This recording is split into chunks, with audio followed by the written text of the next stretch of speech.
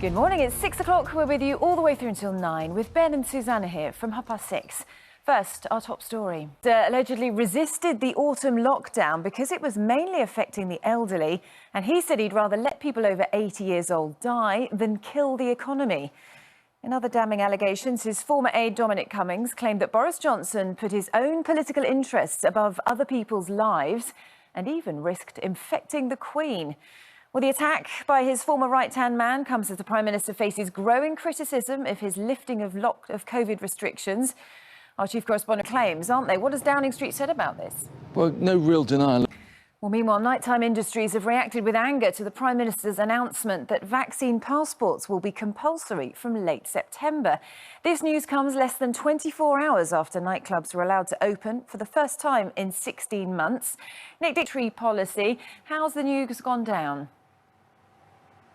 Morning. Now, the Met Office has issued its first ever amber extreme heat warning. Temperatures.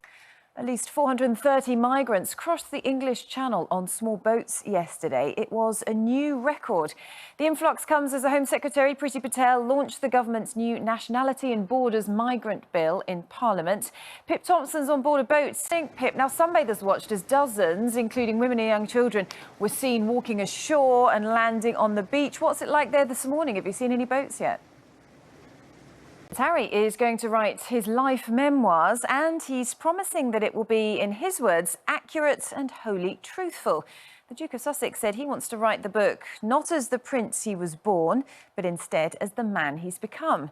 Well, let's talk now to our North America correspondent by this. No doubt they're a bit worried about what revelations might be in there. Can we expect to see details like we saw in his interview with Oprah?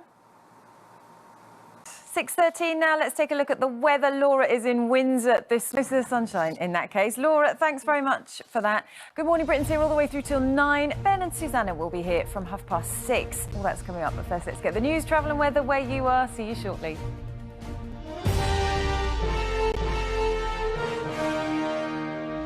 Hello again. Let's take a look at the front pages this morning and look at that more now, because the nighttime industry has been reacting angrily to that move by the Prime Minister, claiming that Freedom Day lasted a mere 17 hours.